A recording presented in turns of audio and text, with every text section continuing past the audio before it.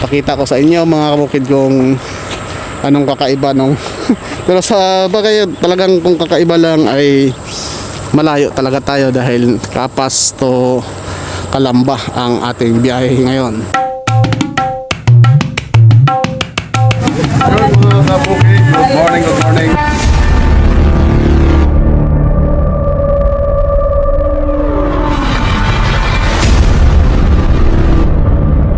Yun, magandang hapon mga idol, mga kabukid, magandang hapon sa lahat. So yun, nandito na tayo sa Kapas Tarlac. Yun sa bundok. Ito may laman na yung truck natin mga kabukid, no. Mga idol, may laman na. Nandito tayo sa quarry ng Kapas Tarlac.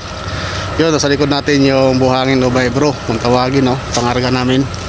So ang biyahe pala natin ngayon mga idol ay mula dito sa Kapas Tarlac ay papunta tayo ng Calamba, Laguna. So yung mga nakalipas ay ang biyahe natin ay ano lang, Pulilan. Mula dito sa Kapas to Pulilan, Bulacan lang, no. Medyo malayo, nakaka-apat tayo kung minsan ang biyahe at madalas ay tatlo. So yun ay kinakailangan talaga ay nag-aapat kami. So ngayon, nako, napakalayo. Ang hirap. Ang hirap ng bumiyahe ng apat. Siyempre sa sobrang layo, isa lang. So yun, pakikita ko sa inyo yung bundok. Yun po ang papuntang Zambales. Yun yung likuran yan ay Zambales na. Tinabas na po yan ngayon at pwede na mag-ride yan. Mga motor ang pwedeng lumusot yan kasi hindi pa tapos. So yun, update lang ako din sa ating biyahe mga idol na sumusubaybay sa ating YouTube channel. At yun nga, ang biyahe natin ngayon ay Kapas Tarlac. Ito yung ating mga kasama. Yan, may inintay pa kaming isa na kasama namin, Kibale, apat kami ngayon na truck ang bumabiyahe papunta ng Calamba, Laguna. At ito po, ipapakita ko sa inyo yung view dito mga idol. Yung ating view rito sa nakapag-vlog tayo ng ganito dahil nga ay free time tayo ngayon dahil wala tayong biyahe na maayos na naghahabol. Kung magbabiyahe man tayo, hindi tayo naghahabulan. Yan, Kibali, tatlo kami na dito. Yan, isa. Kibali, yan tayo isa, oh.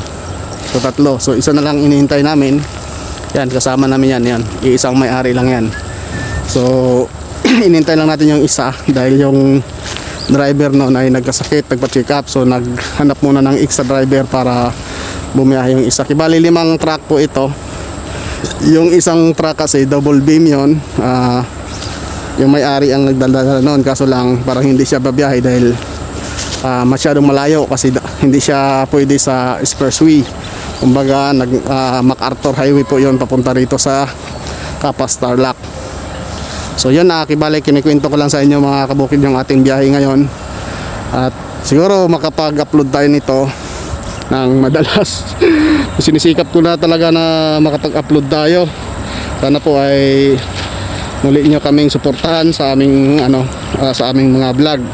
Ito naman po ay kumbaga document lang sa ating buhay habang tayo may lakas pa. Kung umabot man tayo ng pagtanda, di mayroon tayong panoorin habang tayo ay matanda, napapanood natin yung ating mga ginagawa nung may lakas pa tayo na nakakapag-ikot-ikot pa tayo ng ganito. At pwede natin ipakita sa mga anak natin o mga apo kung mayroon man. Yun po, Kibali, update lang sa ating YouTube channel. Salamat po sa inyong suporta mga idol at hindi natin habaan at mag-update na lang tayo mamaya sa ating pag-alis. Yan, so yun pala yung mga truck na yan mga idol ay galing po sa ilog yan. Yan, ilog po yan. So nakita nyo yung back ko dyan sa baba. Yan, ilog po yan ng dito sa Kapas.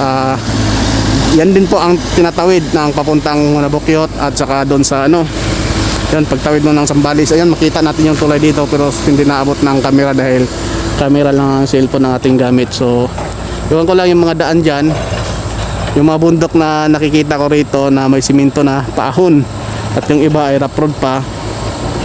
Tinabas yan dahil papunta ng Zambales. Ayan po. Pero so bago ka makaraan dito, makadating ka dito sa area na to at makapunta ka doon sa bundok na yan, ay dadaan ka ng New City. New City ba? Ng Clark. New Clark ba? Nakalimutan ko. No, so yung bagong bukas po sa sa Pampanga.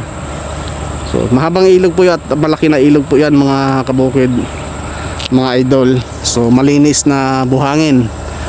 Buhangin po yung gawa nila rito. Ayan. Buhangin po 'yan lahat.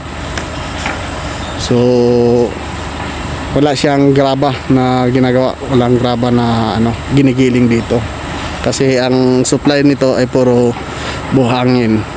So yun lang update natin mga kabukid. Maraming salamat at mamaya sa ating biyahe papakita ko sa inyo mga kabukid kung anong kakaiba nung pero sa bagay talagang kung kakaiba lang ay malayo talaga tayo dahil Kapas to Calamba ang ating biyahe ngayon sa gabing ito. Gabi lang tayo pwedeng tumawid sa mga highway mga idol kasi matraffic at saka masyadong sitahin tayo dahil truck po ating dala. So maraming salamat po, hanggang dito na lang.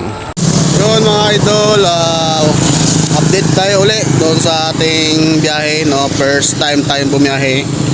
Gaya ng sinabi ko nga po kanina, first time natin biyahe ngayon ng mula Kapas Tarlac to Calamba, Laguna.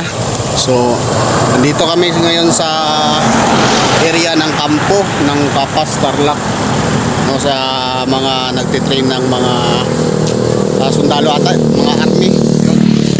Tinatawag nila na kampo, no? So nandito tayo ngayon, huminto yung mga kasama dahil kakain. So ako ay nagpabalot na rin ako kanina sa canteen pa doon sa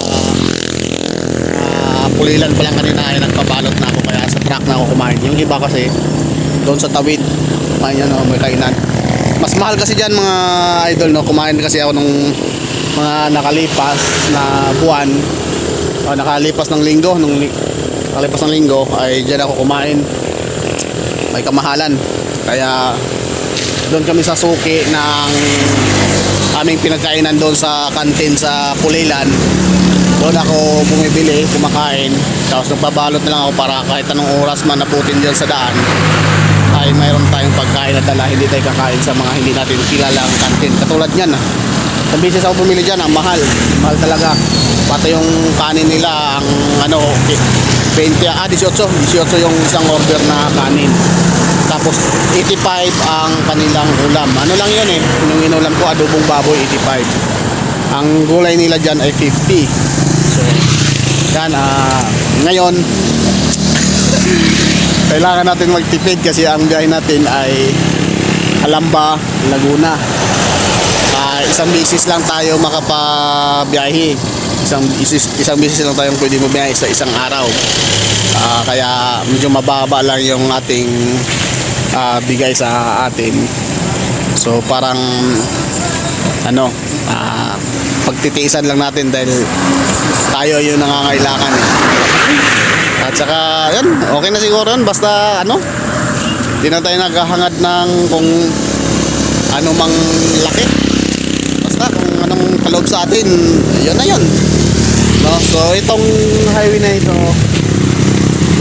kung nakikita nyo kamay ko mga idol, papunta pa po ng Manibukyot yan sa dulo. Doon kami galing.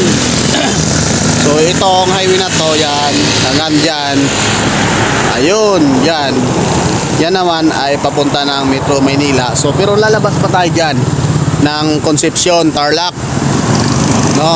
Paglabas natin Concepcion, Tarlac, na yon, EasyTex na yon. O nga, yan, lalabas na dyan. Tapos North Expressway na. So yun, mahaba-habang biyahe natin ngayon. Bumaba lang ako sa truck dahil tapos na ako kumain. Tapos bumili ako ng tinapay dito sa kabila, dyan sa tawid. May mini grocery kasi dyan.